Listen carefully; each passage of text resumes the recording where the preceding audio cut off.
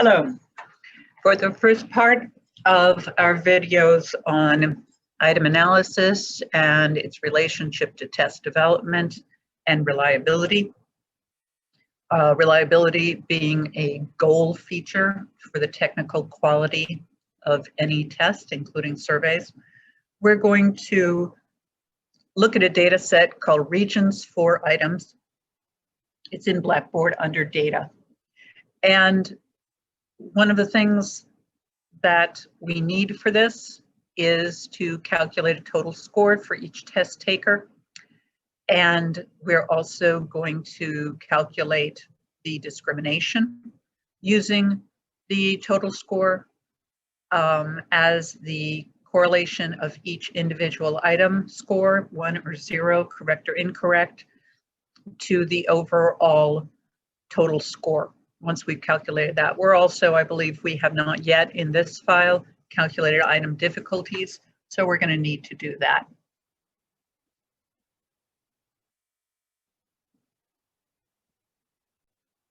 So I've now brought up this regions data. We have an ID for each person in column A. We have 4 item responses.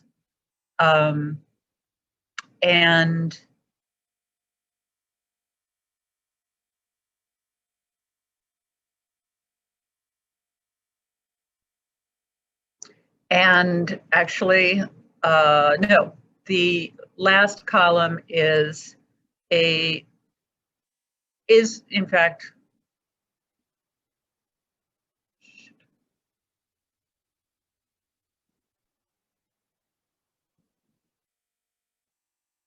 so our last item here, our last column is the individual's total score. Actually, I'd already calculated that.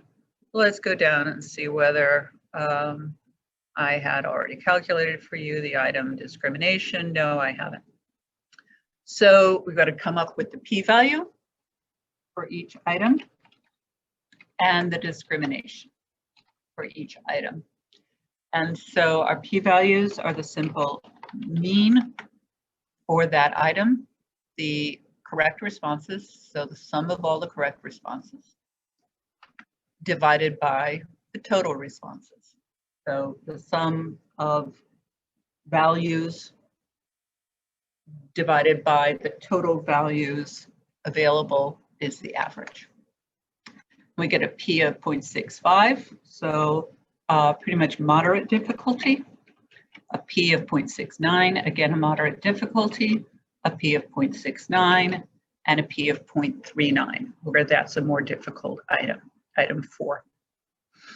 And then we're going to calculate the discrimination index for all 4 items, where the discrimination index is what we call the point biserial correlation. The special name is the point biserial correlation because it's a special case where, I don't know why this is letting me highlight these. But it's not.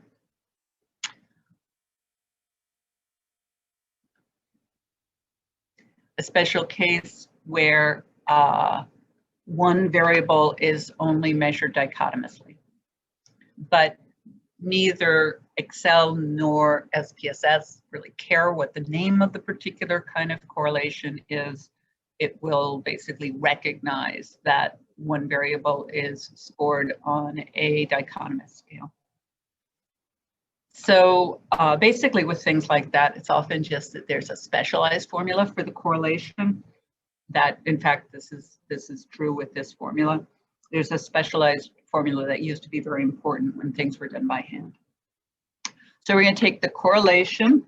The function for that is Corel in Excel. And that's one column that we're going to look at. And the second column that we are correlating that first column with, or the first item with, the total score. We're going to close that function.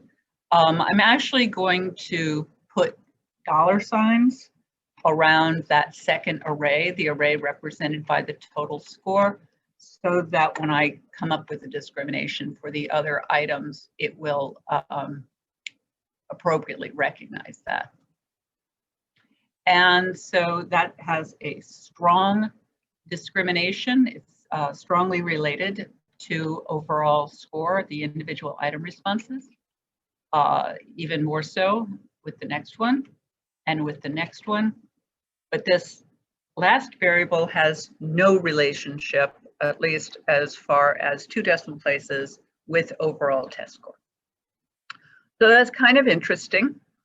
And you know, you will probably have noted, first of all, that that's a problem, that it's not clear really why that's even a functional item if it has no relationship to test performance otherwise.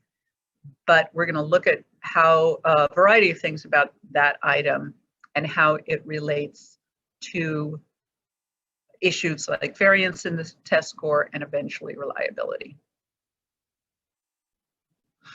So having just looked at the point by serial correlation, that's the correlation of each item with the overall score, we want to also look at the inter-item correlations, because each inter-item relationship contributes to the usefulness of the entire test to function in a way that allows us to distinguish levels of, I don't want to say performance on an attribute, because in fact, with many surveys, the technical jargon refers to levels of ability on an attribute, even if the attribute is something like empathy. So you have low ability for empathy, or you have low ability for, you know, depression. It's just the way things are scaled, is scaling them from low to high and level of the construct measured. But it's usually what we want to know in performing a test is how do people vary in their level of the construct, and how does that variability relate to other things? So for that, we need to understand about item variance and how those create total test score variance, and how total test score variance relates to reliability. So we start with the correlation. And we're looking at the correlation between any 2 individual items, where this is kind of a special case in measurement, where I've written here R sub xy, but x and y here are both an individual item, so you could write them RJK. So you know, the relationship between a jth item and a kth item. And the SXY term is a covariance term, and we're going to get back to that in a minute, but we're going to calculate it in a more simplified form than you often have to do with the covariance, because we have dichotomous items. So I'm going to come back to that, but that's the numerator of the correlation. The denominator of the correlation is the standard deviation of x times the standard deviation of y, or the standard deviation of the jth item and the standard deviation times the standard deviation of the kth item. And you've seen these things before. You've probably seen covariance, the numerator, and you've certainly seen standard deviations. So because you're dividing by standard deviations, what you get is a correlation. That's what we call a standardized, standard deviations in the denominator, covariance. And it's standardized to have a fixed range, with 0 as the mean. You can't really talk about means in correlation coefficients, but centered around the 0 and with a range from -1 to 1. Now, dichotomous variables are a special case, and we call the relationship between 2 dichotomous variables the phi coefficient. And it has special formulas. Again, these special formulas for phi I've actually taken out of this course because they're basically useful for hand calculations. They have some conceptual implications, but they're mostly for hand calculations. So we use these correlations. Each pair of items has a relationship, and we use it to make a matrix, correlation matrix between items. And you're always going to see with a correlation matrix, as it's produced in something like SPSS, in journal reporting, sometimes you see it with something else on the diagonal. But when you're actually looking at the correlation between item 1 and item 1, that's always going to be perfect. It should have a positive 1 value if it's a simple correlation between item 1 and item 1. And it really doesn't even need to be stated, which is why sometimes people will put something else in that cell. It's always going to be the case. And then this particular example just has phi written in here, because phi is the representation at the population level, just like R is for the Pearson product moment correlation coefficient. Phi is for the dichotomous item combination coefficient. And there are a couple of things that you need really with other sophisticated analysis or sometimes shortcut analyses to know about how many terms you can have in a correlation matrix. You don't need to know those now, but those are just a couple of formulas. They are used in various places, and sometimes they're necessary for calculating something like degrees of freedom. So we're going to go back to our data. And the slide has the wrong, this should be regions 4 items. So we're going to calculate a couple of these between item correlations. So what we're eventually actually going to create is a matrix. So we might as well kind of outline that now. I'm going to put it over here. We're looking at 4 items. So with labels, I'm going to make it a 5 by 5, 5 by 5, and I'll put borders around it. Okay, so this is item 1, item 2, item 3, and item 4. And this is down the columns. Item 1, item 2, item 3, and item 4. And we're going to have 1 in the diagonals. The correlation of 1 with itself is 1. The correlation of 2 with itself is 2, etc. But now we want to calculate the phi for the relationship between item 1 and item 2.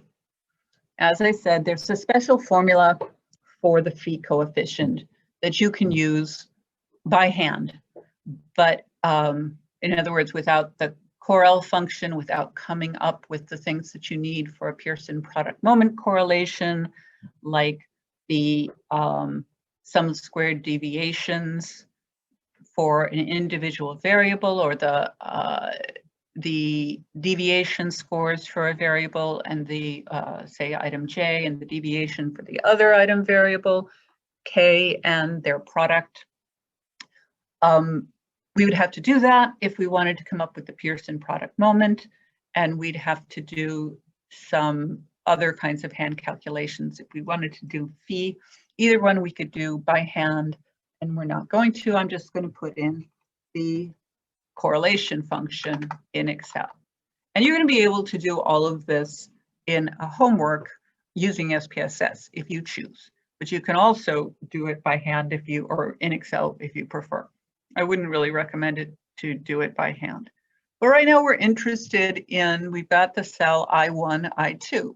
So what we want to know is what's the correlation between this column of values and the column of values in the C column, which is where I2 kind of lives.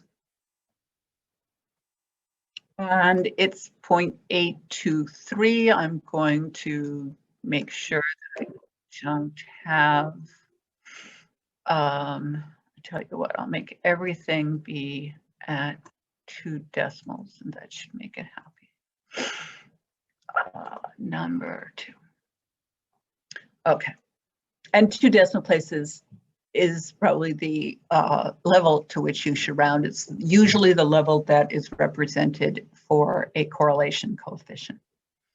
So that's one part of the matrix. The value of 0.82 would also appear as the relationship between I2 and I1 because the matrix is symmetrical. And then we can fill in I1 and I3.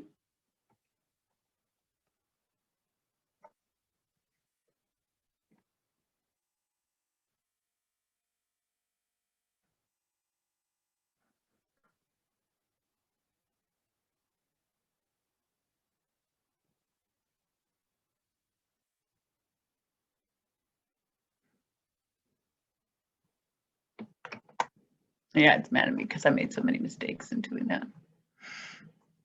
Typos.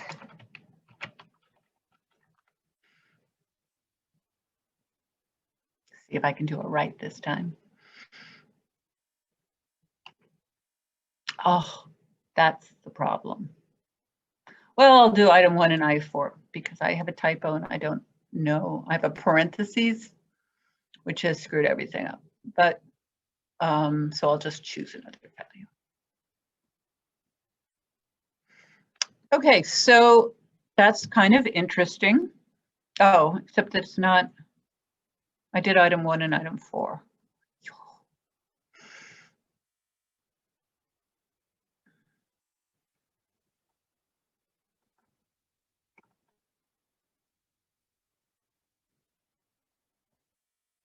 That's item 1 and item 4 should go there. Did I do that right now? No. Correlations, column B2 through B63. It should be B1 through B63 through B62.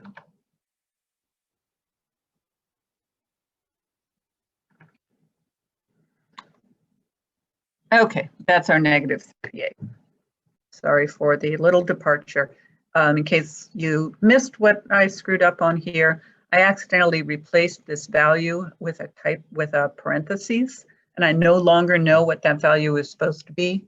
So it obviously changed things because this used to be a 0 here and now it's a 1. So I felt like I shouldn't use item 3, which is in column D anymore because it has this error. In fact, it wouldn't let me use it. So I just chose to do the correlation between item 1 and item 4 because those values weren't affected by my error. Now, okay, so that would be replicated up here in this cell between -0.38. Because it's symmetrical, we could fill in all the rest of these values. But one thing we notice is that at least item 4 has a negative relationship with item 1. Be curious about what its relationship with item 2 and item 3. But you may remember that item 4 is the one that in the correct data, it actually had a relationship of 0.00 with the overall score. So it's got no relationship with the overall score, and it has a negative relationship with at least one of the items. In other words, when you have, well, I'll show this in a second because I'm going to show you the whole matrix in SPSS. Back again. Here are our data in SPSS. We're in the variable view. We can see that the first thing that we have is the ID number. We have 4 items, IT1, IT2, IT3, IT4, and we have the total score, which is the sum of items 1 through 4. And we're going to do the full reliability analysis on this.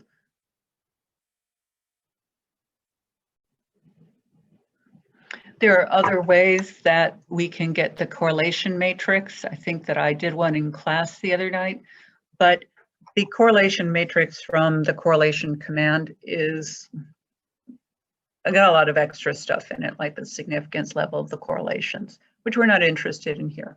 So you can get a nice clean one under the reliability command. We're not going to look at the overall reliability of the test yet, but I do want to look at the correlation matrix. So that the reliability analysis material here is under scale on the Analyze menu in SPSS. And so we choose reliability analysis, and we choose the items that compose the scale. The reliability analysis is done at the individual item level. The correlation matrix for measurement is done at the item level. Covariance matrix, the basic for other places you might use subscale levels, but for a basic single scale, you're going to be looking at the item level. And for statistics, this is really where we're interested, is the correlations. And we'll just look at the correlation matrix. That's all we've done. Now we're going to ignore what it says for Chrome box alpha, and we're going to look at our correlation matrix. So you see the ones on the diagonal and the 0.823, which I believe, oh, sorry, I always forget. Here you go, here's the output. We're ignoring the reliability statistics here. Trying to fool around with something. Again, just not paying attention to that. If I can figure out how to do that. No, I can't figure out how to do that.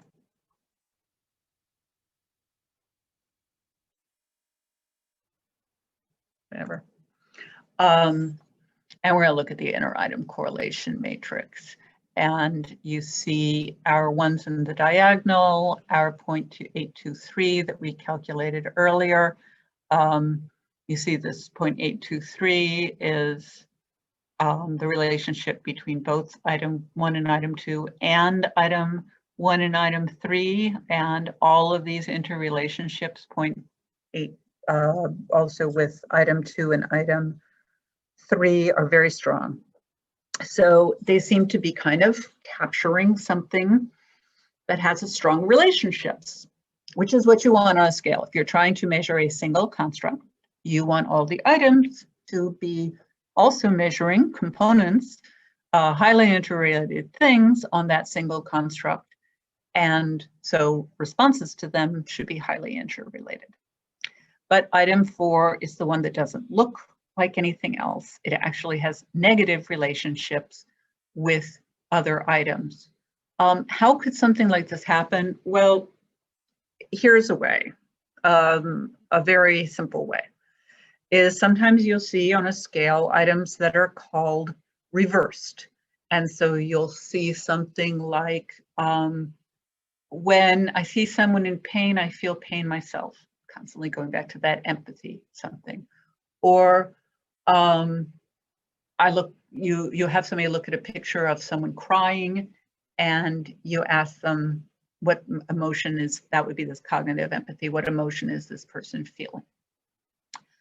But say sometimes people put in questions like, when I see somebody crying, I don't feel sad for them. As a reversed item, you expect someone, instead of expecting someone with high empathy to agree with it, when I see someone crying, I do feel empathy, or I do feel sad for them. And you phrased it in a way, when I see somebody crying, I don't feel sad for them, so that a person with high empathy would answer in the negative.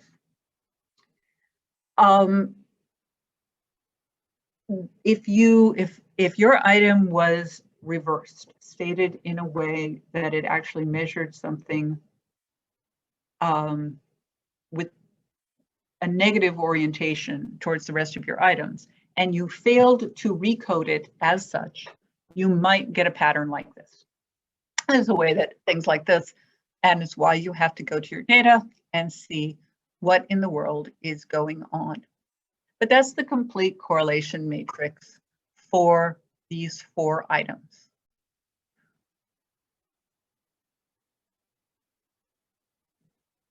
So what else do we want to look at? We want to look at the covariances. Now, I believe I went over in class that the covariances are going to show the same pattern that the correlation matrix had, but we need them for other things. And so we are going to calculate them. One thing is that the covariances are essential for calculating reliability. And so the covariances might look a little funky when we get down to them, but they're actually fairly straightforward with dichotomous items. So one of the things that you need just to calculate a variance, so the covariance would be the relationship at the unstandardized level. Covariances are unstandardized between item J and item K. So that's a covariance. There's 2 things varying together. And a variance is the spread of the variable just on its own. And you've done variances with lots of things in statistics before. With the dichotomous variable, a variance for a single thing is quite easy. It's very simplified. It's just P, the difficulty of the item, same as the mean of the item, times Q, where Q is 1 minus P. And as we've already said, the value of P that maximizes item variance is 0.5. So some of this is repetitive to what we've done in class, but I think that for those of you who want to watch through it, it will help solidify some things, at least repeat them. Okay, so here is if you want to fill out your complete variance covariance matrix, then these are the formulas you use. The diagonal is going to make sure I'm sharing right with you, as I tend to do frequently. The diagonal are the item variances, PQs. Okay, that's from the previous slide. P times Q is an item variance. And the off diagonals are the covariances. The covariances are, this looks worse than it is, their correlation, that's your phi, the PQ, the variance of the first item, J, which in this case would be item 1, times the covariance or the variance of the second item, that's item K, which is item 2.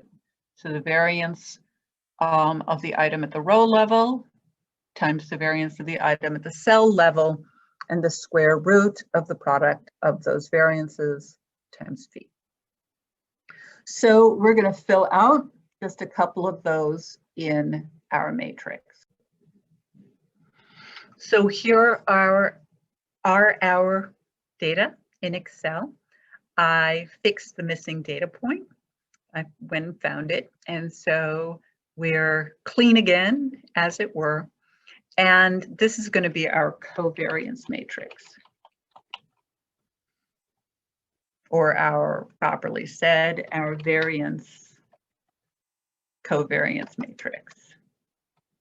And this was our correlation matrix. So the diagonals are not ones here, they're PQs. So any PQ is going to be the item difficulty, which we already calculated, times 1 times parentheses 1 minus its difficulty. So the variance of item 1 is 0.23. The variance, that's not going to be right, I hate that, equals C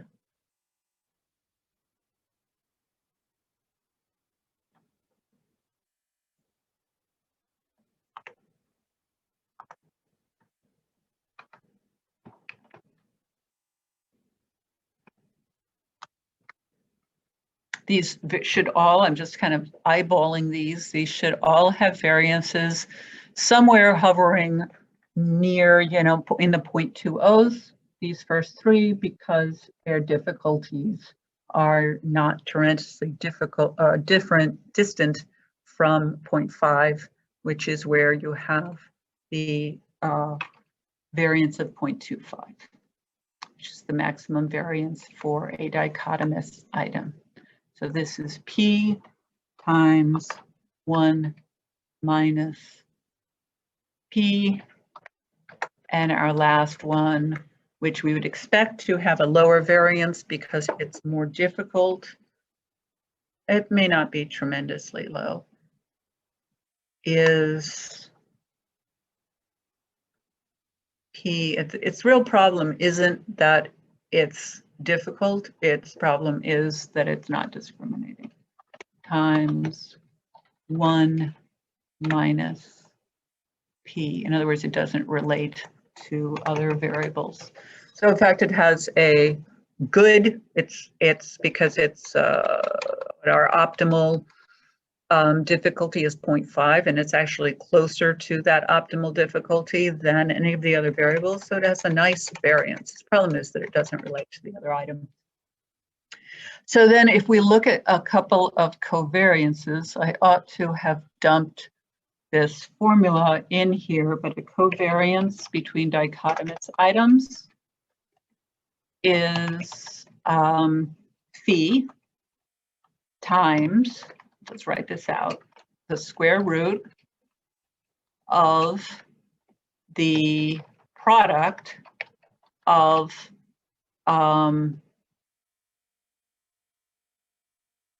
the variances of two items. So we are going to take just a couple of them, our phis from this matrix, right? Because phi is a correlation, and we're not going to use that any particular short formula to calculate our phis. So we're going to say, first of all, that the phi is 0.82 between item 1 and item 2. And we're going to multiply that times the square root of the variance of item 1 times the product, square root of the product of the variance of item 1 and the variance of item 2. And that gives us a covariance of 0.18. Let's make sure that I did that right. J49, so that's going to be our item correlation, named phi, but it's item correlation, inter-item correlation, square root multiplied by the square root of the product of the two variances. Is that? Oh, I'm sorry, it's down here. These are the variances. I57 and J58. Looks right to me. So let's try another one between item 2 and item 3. Oh, well, we don't have that phi. Let's do one of the weird ones, the weird one, negative 0.38. Now, this could be, in fact, a negative because your correlation, in fact, I think it will be a negative, it has to be a negative, because if you go down to this formula, phi, the correlation, can be, and in the case of this item, is a negative. Now you're multiplying it times the square root of a product of variances, and those are going to be, that's going to be a positive value because you're dealing with variances and the square root of them. But because you're multiplying them times something that could be negative, your covariance can be negative. Variances can't be negative, but covariances can be. So we're going to say that it's the phi times the square root of the product of the covariance of item 1, the variance of item 1 and item 4. So it has a small negative covariance. These terms are not directly interpretable. Covariance terms are not directly interpretable, except in terms of their sign. These two variables do not relate to each other, and roughly in terms of their magnitude, in like their relative magnitude.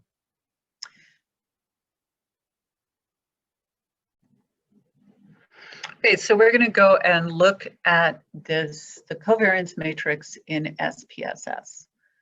And going here again to our data, we're going to go to the Analyze dropdown, ask for Scale, Reliability Analysis. I never can tell, so you can't see this. So I'm going to do this again to make sure that you can see my dropdowns, because I think you couldn't before. So for the reliability analysis, I go to Analyze, then I go to Scale, then I go to Reliability Analysis. The default type of reliability that will be selected by SPSS is alpha. You have a couple of other options, which we'll talk about, but not use this menu for later. But we're not looking at the reliability yet, but we're looking at some components of it. We'll look at the reliability in a second presentation. So we're going to say we want these 4 items. You never include the total in the reliability, and we're working at the item level. We're looking at a scale composed of 4 items, and the qualities of each item go into the scale composition. And as I said, we're not actually going to look at the reliability for this. What we're interested in is the covariances. So that's what we're going to just ask for, is the covariance matrix. It'll give us the reliability. We're not going to look at that at this particular time. I'm going to make sure again that you could see that window. Yeah, I'm sorry about that. It's I never understand with the SPSS that you can't, for instance, right now, see my output, or maybe you could. Okay, so here we've got 62 items. We're going to ignore the reliability statistics. This time I'm just going to scratch them out. And here's our covariance matrix. You see our same covariance that we got before, and you see that this single item has a negative covariance corresponding to its negative correlation with each of the other items. So the covariance matrix will tell you exactly the same pattern as the correlation matrix. If you kind of recognize that the maximum value for a covariance with dichotomous items is 0.25, you kind of can see how close you're approximating that with the covariance matrix. You can also look at the means of the items. You can get that easily from one of the options under the reliability menu. What the covariances are, as a matter of fact, what I'm just about to have on a slide is you absolutely have to have the covariances for the overall reliability of the test, because the overall variance of the test is the sum of all of these individual items on the matrix. So if we go back, well, first of all, I have to clear my annotations. Maybe I have to clear my annotations afterwards.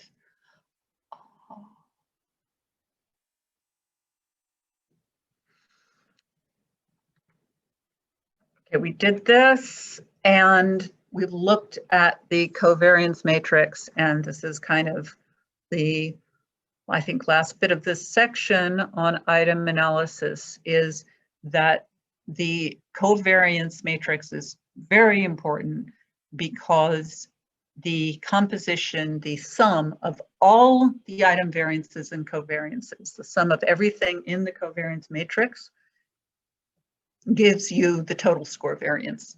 And the total score variance will, the more greater the total score variance, the more useful the test is to sort people.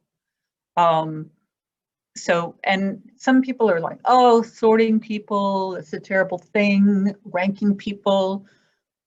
Well, if you're going to care about measurement at all, that's pretty much what you're going to care about. Because, I mean, you go to the store and you ask for a sheet, then it's important to know whether you're asking for a single bed sheet, the double bed sheet, queen or king. And you know the differences between those because they're written on the box, but they can be written there because you've measured them in a way that lets you rank them from small to large. There are a very large number of things that we care, whether they're small or large. We may just care whether they're 0, 1. Is the thing there at all, or isn't? Is there peanuts? Are there peanuts in my food? But what we want to know is something about the range from not really there to really there. And we're going to use this. We're not only use it, what we want to know is how much is it there, or how much of it is there, but we want to use it when we want to know, well, what can I do? Wow, there's a lot of this problematic behavior that I've kind of counted, I've evidenced, I've measured, and I want to help this person, but I can't really, first I have to have some clear way. I can't just go up and say, that person's a problem.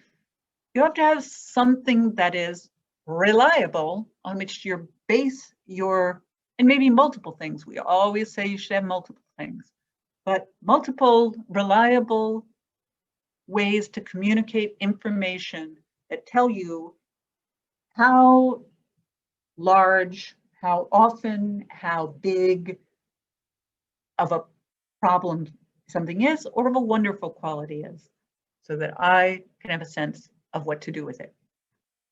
So, so we want to have high total score variance, and every single variance contributes to it, positively or negative. So if you have negative covariances in the matrix, that will reduce total score variance. Bad thing. And with that encouragement that we should maximize total test variance. By the way, all of these things that I've been saying apply to surveys. As I said, I think in class, when I say test, I mean a very wide array of things that are used to measure behavior or attributes or cognitive skills or components that are of interest, and those include things, all of these versions of all of these formulas. You can do correlation, covariance, and variance matrices for things that are not measured dichotomously. Dichotomous, we kind of spent the beginning of the class talking about achievement tests. So that does, dichotomous matrices do extent to achievement tests, and also for the knowledge of things like the difficulty, it's easier to convey with a dichotomous item. But non-dichotomous items can be expressed, and statistically are expressed, in the same ways. So I'm going to stop here, and there will be a part 2 to this that moves into the connection between total score variance, item variances and covariances, and reliability itself.